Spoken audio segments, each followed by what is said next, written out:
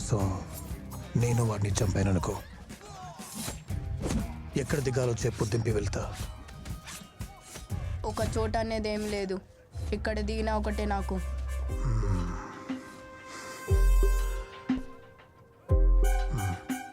నాతో వస్తావా? ఈయన బాగా చూసుకుంటాడు. నీతో వస్తే చూసుకోవాల్సింది కూడా నువ్వే. సామి, గురు. ఈ పిల్లని జాగ్రత్తగా చూసుకో. అలాగే గురు.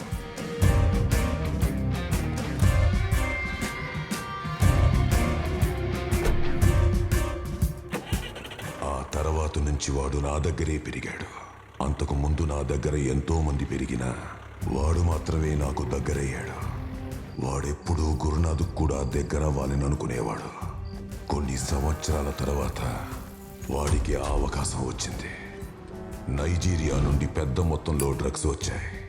వాటిని దింపడానికి చాలా మంది ఆశపడ్డారు. కానీ గురునాథ్ అనుమతి లేకుండా డ్రగ్స్ దింపడానికి వాళ్ళెవ్వరికీ ధైర్యం లేదు. డాడ్, సౌత్ పోర్ట్లో కన్సైన్మెంట్ ఇరుక్కునుంది. ఆర్కేకి అక్కడ కాంటాక్ట్స్ ఉన్నాయి. ప్లాన్ చేద్దాం అనుకుంటున్నాం. మీతో ఒక మాట చెప్దామని. డాడ్, ఏముంది దాంట్లో? 300 కోట్ల సరుకు దింపామంటే 1 సంవత్సరం పాటు ఇండియా మొత్తం సప్లై చేయొచ్చు. గురునాథ్కి తెలియకుండా ఎలా చేసేది? ఒకవేళ తనకు తెలిసిందంటే చాలా రిస్క్ అవుతుంది. డాడ్, మీరు ఒప్పుకుంటే వెంటనే ప్లాన్ చేద్దాం డాడ్.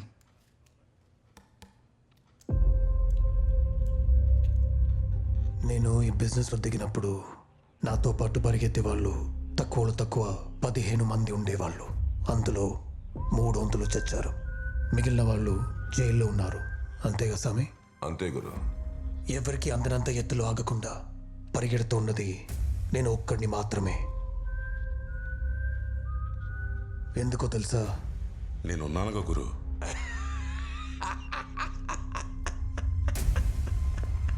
ఎక్కడున్నావు?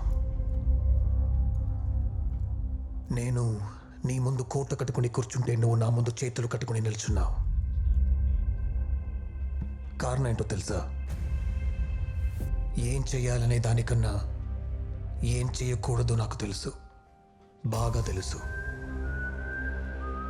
గురునాథ్ని లేపేసి సరుకు దించుదాం.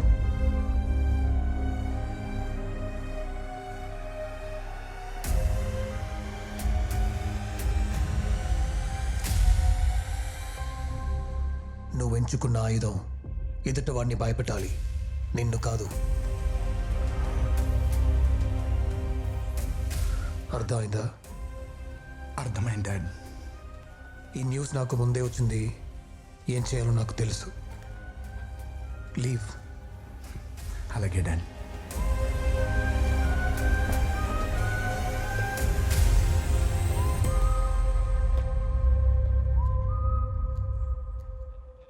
నువ్వు ఎవరో కుర్రాడి గురించి చెప్పావు. అదే గురు, కోర్టులో అడ్డం వచ్చాడు కదా ఆ పిల్లాడు. వాడా? తీసుకురా.